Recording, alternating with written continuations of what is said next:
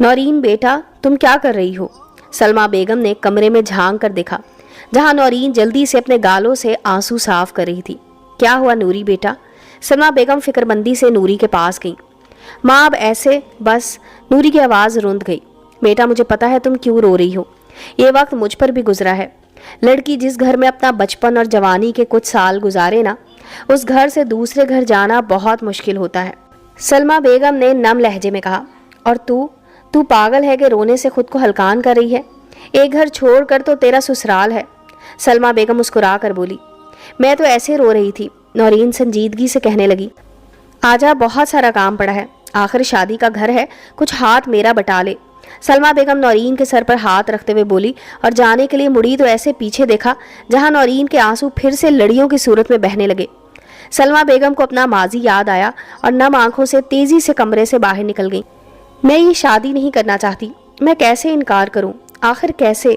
नौरीन सलमा बेगम के जाते ही सोचते हुए फूट फूट कर रो दी। सलमा बेगम और मुराद की एक ही बेटी थी जिसका नाम नौरीन था। अपने माँ बाप की इकलौती लाडली बेटी, बहुत मासूम, खुश अखलाक और खामोश तबीयत की मालिक भी। इसकी मंगनी 2 साल पहले सलमा बेगम के भतीजे फरहान से हुई थी। नौरीन ने उस वक्त अपनी माँ की खुशी की खातिर हाँ कर दी, मगर इन 2 सालों में कभी खुश रह ना पाई। और अब जब वो लोग शादी की तारीख के लिए आने वाले थे तो नौरीन बिल्कुल टूट गई। बस चुपके चुपके से रोती। नौरीन सोचती, अगर मैं इनकार कर दूं तो अम्मी और अब्बू को मेरी वजह से लोगों की बातें सुननी पड़ेंगी। मुझ पर न जाने क्या क्या इल्ज़ाम लग जाएं। जिस लड़की की शादी की तैयारियां शुरू हों, अगर उसकी शादी टूट जाए तो फिर इस बेचारी का कौन पूछता है। नौरीन ने आगे का सोच कर चुप साध ली और खामोशी से अपने साथ किस्मत का तमाशा देखने लगी। सलमा बेगम नौरीन को चुपचाप देखती तो न जाने ऐसे ही दिल में ख्याल आया कि नौरीन इस रिश्ते से या तो खुश नहीं है। सलमा बेगम ने जल्दी से नौरीन को अपने पास बुलाया। नूरी बेटा, यहाँ बैठ। सलमा बेगम ने नौरीन से, जो कि गुमसुम सी बैठी थी, अम्मी जी। नौरीन ने सलमा बेगम के पास बैठते हुए कहा, मैं तुमसे एक सवाल पूछना चाहती हूँ। जी पूछें। नौरीन ने कहा, क्या तुम इस शादी से नाखुश हो बेटा? सलमा बेगम ने सवाल कर डाला। नहीं नहीं अम्मी, मैं बहुत खुश हूँ। नूरी नज़रें चुराते हुए बोली, देखो बेटा, मैं एक माँ नहीं दोस्त बनकर पूछ रही, जो तुम्हें कहना है साफ कहो। सलमा बेगम तसल्ली देते हुए बोली, अम्मी, मैं ये शादी नहीं करना चाहती। ऐसा नहीं कि मुझे कोई पसंद है इसलिए इनकार कर रही हूँ, बस मुझे फरहान नहीं पसंद। नौरीन ने सलमा बेगम से डरते हुए कहा, अच्छा ठीक है, मैं अलमास भाभी और फरहान से बात करती हूँ। सलमा बेगम ने नौरीन की बात सुनकर कहा, आप कैसे मेरी परेशानी समझ गईं? नौरीन ने थोड़ा हैरान होते हुए कहा, बेटा, मैं एक माँ हूँ। माँ अपने बच्चे की हालत को बखूबी जान लेती है, और मैं तो तेरे रोने से समझ गई थी तेरे परेशानी। सलमा बेगम ने धीमे लहजे में कहा, अम्मी आपकी बात मुझे समझ नहीं आई। नौरीन ने सलमा बेगम को देखकर कहा, जिसकी आंखें नम हुई, पुरानी यादें याद करके तुम्हारे अब्बा मेरे तायाजाद थे। हम सब इकट्ठे रहते। मेरी मंगनी तुम्हारे अब्बू से बचपन में तय हुई थी।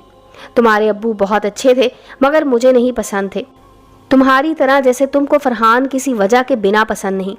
मैं सोचती अगर मैं शादी से इनकार कर दूं तो सारे रिश्ते मेरी वजह से टूट जाएंगे। अपनी ज़िंदगी रिश्तों पर कुर्बान की और आखिर तुम्हारे अब्बू से मेरी शादी हुई। मैंने तुम्हारे अब पैदा होते ही सोच लिया था कि तुम्हें यूं कुर्बान नहीं करूंगी। ये तो अलमास भाभी के कई बार कहने की वजह से तुमको फरहान के नाम किया, और अब जब तुम्हारा बार बार रोना देखा तो मैंने फैसला किया कि मैं अब जो भी हो जाए तुमको इख्तियार दूंगी अपनी ज़िंदगी गुजारने का। आखिर क्यों तुम अपनी ज़िंदगी यूं ज़ाया करो? तुम जहाँ चाहोगी तुम्हारी शादी वहाँ ही होगी। सलमा बेगम हतमी फैसला करते हुए बोली, अम्मी, आप एक अजीम माँ हैं जो मेरी खातिर अपना फ़ैसला बदल रही हैं। अम्मी, आपको मेरा सलाम है। नौरीन सलमा बेगम के गले लगते हुए बोली, बस यूं ही खुश रहा करो।